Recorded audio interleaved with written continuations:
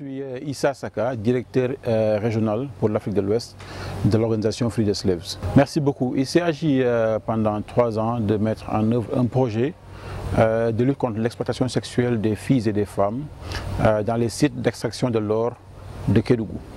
On a travaillé essentiellement sur 2 composantes.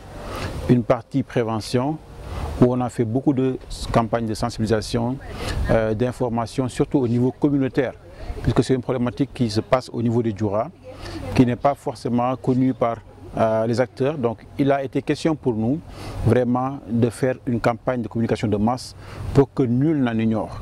Donc vraiment on a travaillé sur l'aspect prévention.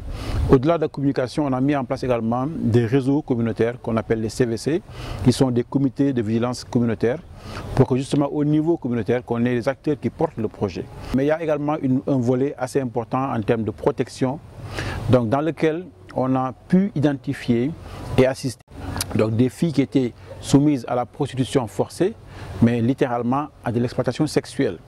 Des filles qu'on a identifiées, à qui on a apporté assistance, qu'on a mis à l'abri dans les centres.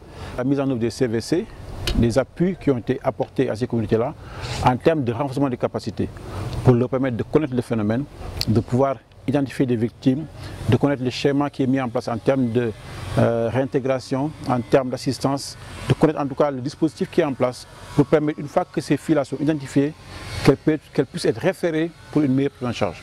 Donc on a fait des sessions de formation également pour ces communautés-là. Et les partenaires, d'abord au niveau de l'administration centrale, le gouverneur, le préfet, les chefs de service, mais remercier également les partenaires qui nous ont accompagnés, notamment Centro qui a été vraiment le bras financier pour la mise en œuvre du projet, mais également des partenaires techniques comme La Lumière de Kédougou, comme Enda Jeunesse Action, comme l'Association des femmes juristes, comme également nos partenaires qui sont au niveau du Nigeria, Emmanuel Foundation, mais vraiment tous les acteurs au niveau du CDPE qui ont concouru à l'atteinte des résultats qu'on a eu aujourd'hui, vraiment, et leur dire que le combat ne fait que commencer.